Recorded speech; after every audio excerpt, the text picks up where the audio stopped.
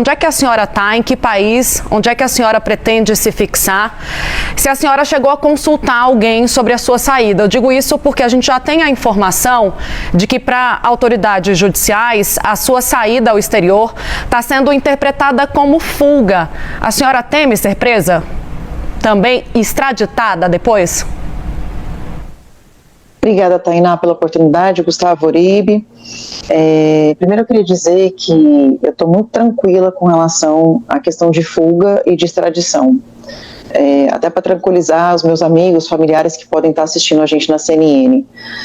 Eu tenho passaporte italiano, eu estou nos Estados Unidos, eu vim para os Estados Unidos fazer um tratamento de saúde, não é um tratamento de depressão, eu tenho outras questões de saúde que são conectadas com uma síndrome Ehlers-Danlos que eu tenho, uma síndrome rara, é uma síndrome séria, que causa desautonomia na pessoa, causa uma série de coisas que eu busco tratamento sempre, porque é o tipo de doença que pode deixar você numa cadeira de roda. Então, não é a depressão que eu faço tratamento aqui fora, eu tenho um psiquiatra, um psicólogo no Brasil, inclusive já deram relatórios para que eu possa utilizar nos meus processos judiciais, porque minha intenção era ficar no Brasil, mas eu percebo que nós não temos mais justiça no nosso país.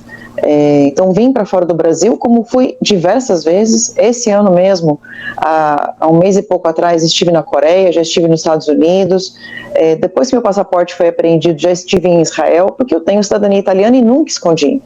Se eu tivesse alguma intenção, eu teria escondido esse passaporte e usado para um momento de fuga então, mas não é o caso. Eu não tinha proibição de sair do país.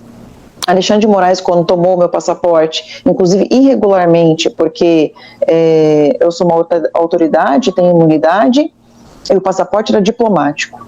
Ele mandou tomar o passaporte e é tão ilegítimo que sequer ele tinha me proibido de sair do país.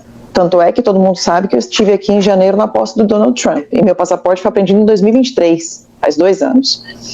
Então, como cidadã italiana, eu sou intocável na Itália. Não há o que ele possa fazer para me extraditar de um país onde eu sou cidadã. Então, eu estou muito tranquila em relação a isso. E em relação a algumas coisas que vocês falaram, né?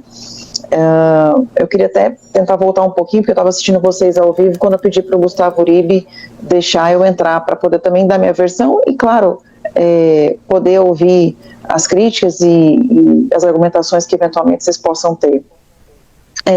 Eu vi que vocês falaram sobre a condenação do hacker.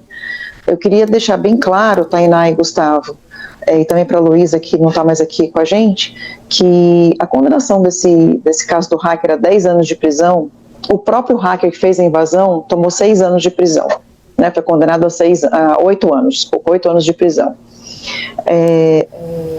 A palavra dele é dizendo que eu que dei a ordem para ele invadir o CNJ, sendo que ele já tinha invadido o CNJ em 2020. Eu nem tinha contato com ele quando ele invadiu o CNJ a primeira vez. Ele já tinha a senha de tudo lá dentro. O que acontece? Por que é tão fácil, então, condenar uma pessoa somente por uma narrativa?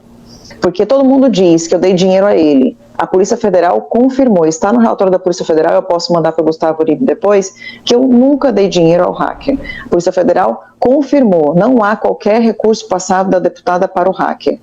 Mais uma coisa, não há qualquer prova, não há nenhuma mensagem, não há nada escrito dos meus telefones que foram pegos da minha casa, dos telefones dele, de que eu tenha mandado alguma coisa.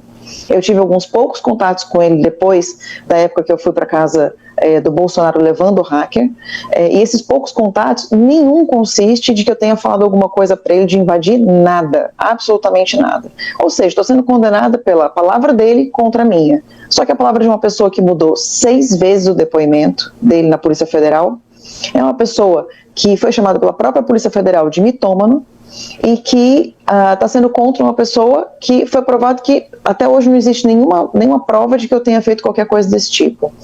Enquanto a imprensa está discutindo se uma pessoa está sendo condenada por perseguição política, eu acho que a gente deveria estar pensando, será que existe mesmo segurança para os sistemas judiciários desse país, já que uma pessoa conseguiu entrar, colocar mandado de prisão, mandado de cintura para a gente do PCC e do Comando Vermelho, além da fictícia prisão do Alexandre de Moraes? Eu acho que ele ficou tão nervoso, Alexandre de Moraes, de ver isso, que quer eventualmente a minha condenação para pagar essa vergonha pública que ele passou, de saber que um hacker conseguiu entrar no sistema do CNJ e colocar esse tipo de informação. A segunda coisa é que vocês comentaram que eu tomei 5 anos e 3 meses de prisão também, uma condenação que já tem maioria, então a gente pode dar aí por condenado, né?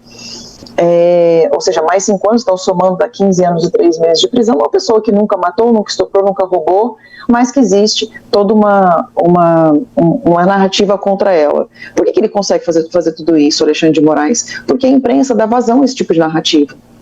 Parte da imprensa nunca dá o espaço para a gente falar, como eu estou tendo aqui na CNN, né? Vocês estavam falando de mim, eu estava assistindo aqui nos Estados Unidos, e falei, não, eu quero falar e poder ter minha versão também. A questão da arma, eu só saquei a arma depois que houve um disparo. No momento que eu estou discutindo com o tal jornalista, que em nenhum momento se apresentou como jornalista, que ele, mais 3 homens, cuspiram na minha cara, me empurraram, xingaram meu filho, me xingaram na frente dele de prostituta, xingaram meu filho, me xingaram na frente do meu filho, que me empurraram, eu caí no chão, e depois fez um sinal de me chamando de espanhola, como querendo dizer que eu sou prostituta. Bom, isso daí ninguém fala. Depois disso, ele recebeu ordem de prisão da polícia e fugiu da polícia. Fugindo da polícia, houve um disparo, que depois, mais tarde, eu fiquei sabendo que era um disparo acidental do próprio policial. Mas naquele momento que o policial estava no chão, e que tinha tido o disparo, ele teve uma distensão na coxa e caiu, e acabou disparando a arma, eu achei que o tiro tinha sido contra o policial. Estava com meu filho de 14 anos e saquei a arma para me defender. Pois não, Gustavo. Deputado, não. Primeiro agradecer a audiência da senhora e por ter aberto espaço na agenda da senhora, de estar aqui presente, dando o outro lado. A CNN é marcada por isso, exatamente por dar voz para todos os lados. A gente quer ouvir essas personagens da política para entender exatamente o que está acontecendo. A Tainá Falcão fez uma pergunta se a senhora teme ser presa. Eu gostaria de repetir essa pergunta. A senhora teme ser presa? E segundo, a senhora sempre foi conhecida por enfrentar as intempéries, por enfrentar a oposição. Os movimentos que a senhora fez